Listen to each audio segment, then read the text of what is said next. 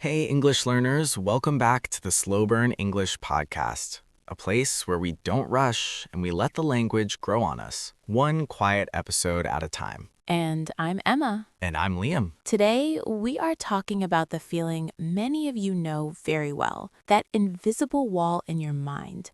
You know the words, you know the grammar, but before you speak, you stop. You translate. You think in your native language, then you try to flip it into English. And by the time the sentence is ready, the conversation has moved on. It's frustrating, isn't it? Today, we're going to help you let go of that habit. But before we dive deep into the how-to, we just want to take a moment to say thank you. Yeah, really, thank you. Thank you for your likes, your kind comments, and all the support you keep sending to this channel. Honestly, reading your stories in the comments is the highlight of my week. It truly is. I was reading a comment yesterday from a learner named Sophia. She said that listening to us is like having a warm cup of coffee with friends who don't judge her English. That is exactly what we want to be. Sophia, thank you. And thank you to everyone who has subscribed recently. We see the community growing, and it reminds us that there are so many of you out there who prefer this slow burn approach. You're not just numbers to us. You're people with dreams, with careers, and with a heart for learning. Exactly. And we also want to thank those who share our videos with their friends. It helps this little corner of the internet stay cozy and helpful. We know that learning a language can feel lonely sometimes, but when you leave a comment or hit that like button, it's like a little signal that says, I'm here too, and I'm growing too. So if you're listening right now, maybe on your commute or while doing chores, just know that we appreciate you. Your progress doesn't have to be loud to be real. Tiny steps add up, and we're honored to be part of your journey. So, Emma, speaking of translating in your head, have you ever had a brain on mute moment? Oh, plenty of times. I remember when I was learning my second language. I went to a bakery and I wanted to ask for a simple croissant. But in my head, I was building a grand architectural structure of grammar. An architectural structure? Yes, I was checking the verb tense, the gender of the noun, the politeness level, and I just stood there staring at the baker. My brain was basically smoking.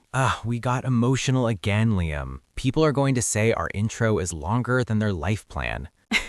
True, but honestly, that's the reality. We think we need to be perfect before we open our mouths, so we translate everything to be safe. And that's what we want to dismantle today, that need for safety that actually holds us back. Today's episode is titled Stop Translating, Start Talking Naturally, and it's not just a technical guide, it's a mindset shift. Exactly, because translating is like wearing a heavy coat in the middle of summer. You're doing a lot of work, but it's making you very uncomfortable. And it brings us to a question I want to ask all of you listening.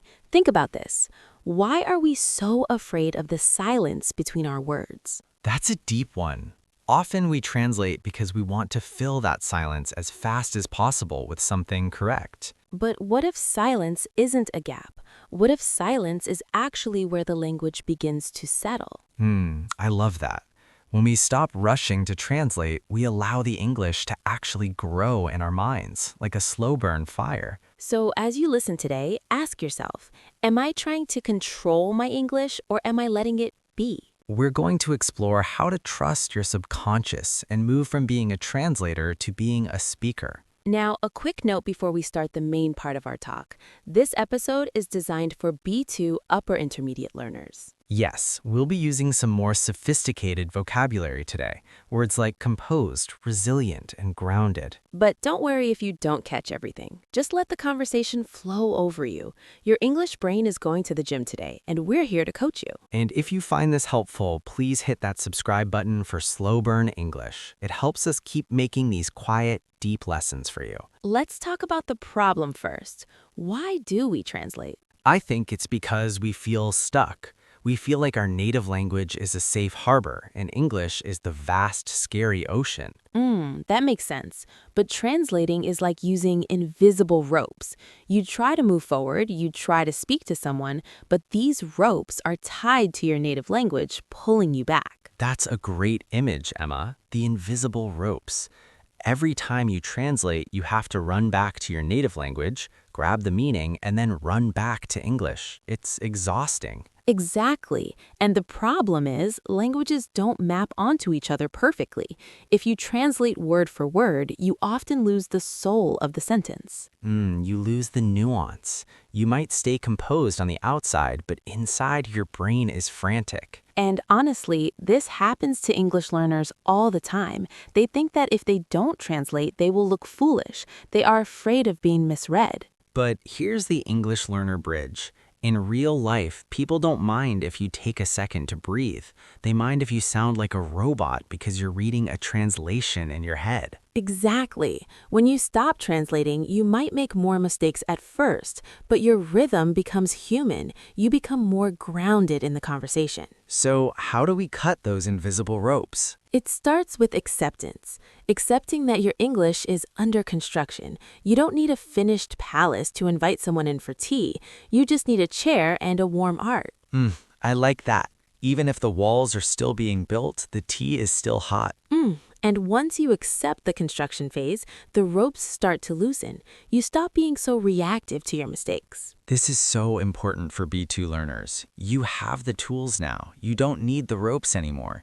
You just need to trust that the words you've learned are already there, waiting in your subconscious. But we often underestimate how much we actually know. We think we need the translation to check if we are right. Yes, it's a lack of trust. We think if I don't check with my native brain, I might say something wrong. But being wrong is part of the process. It's how we learn where the boundaries of the language are. So if we stop translating, what do we do instead? We start building deep roots. Like a tree? Yes, exactly. Think of a tree with deep roots. When the wind blows, when a conversation gets fast or difficult, the tree doesn't fall over because its roots are deep in the soil. So you're connecting English words to the feeling of something, to actual memories. Yes, exactly. Instead of connecting the English word apple to your native word for apple, you should connect it to the smell of an apple, the crunch, the color. So you're bypassing the native language entirely. You're going straight from the concept to the English word. Yes, that is how you talk naturally. You aren't calculating, you are experiencing. This is what we call presence in language learning. Being fully there with the English word, not half there and half somewhere else. And here's the English learner bridge.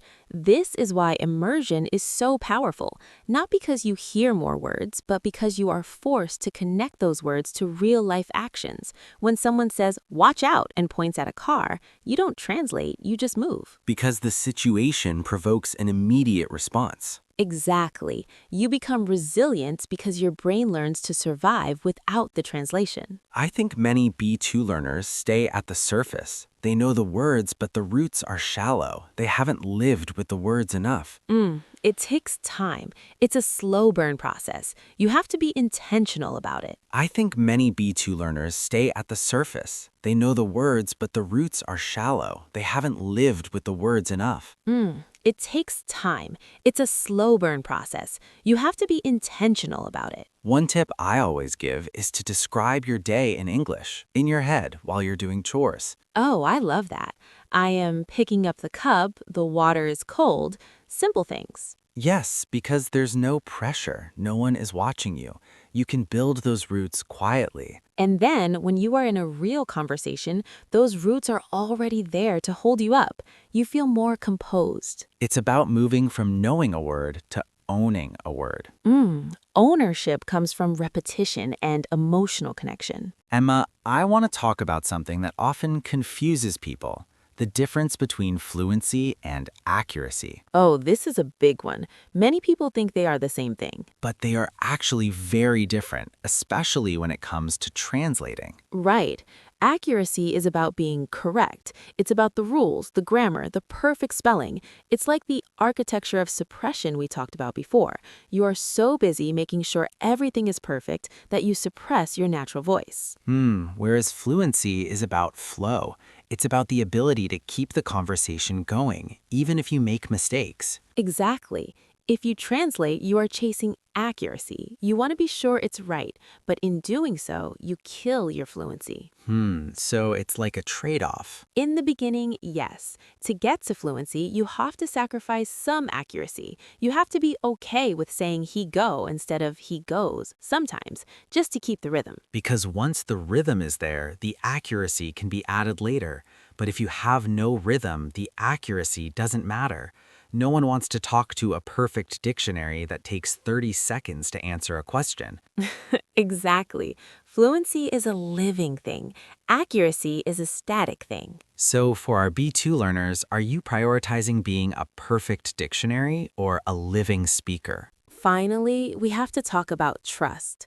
Trusting your subconscious mind. This is the hardest part, letting go of the control. It is. Think of your mind like a cup of water on a shaking table. Okay, I'm imagining it. If you're anxious and trying to control everything, your hand shakes even more and the water spills. But if you stay grounded and calm, even if the table shakes, the water stays relatively steady. Yes, your subconscious mind is much more powerful than your conscious mind. It has recorded thousands of English sounds while you were listening to podcasts like Slowburn English. So when you stop translating, you're essentially saying to your brain, okay, you take the wheel. Exactly. And here's the English learner bridge. Have you ever noticed that when you're tired or maybe even a little relaxed, your English suddenly gets better? Yes, because you're too tired to translate. Exactly. Your conscious mind is too exhausted to interfere, so your subconscious finally gets a chance to speak. So the goal is to reach that state without being exhausted, to find that clarity and restraint while you're wide awake. It's about self-regulation, telling your anxiety, it's okay. We don't need to be perfect. We just need to connect. When you focus on the person you're talking to instead of the grammar in your head, the translation stops naturally. Because you're focusing on the meaning, not the mechanics. That was a lot to think about.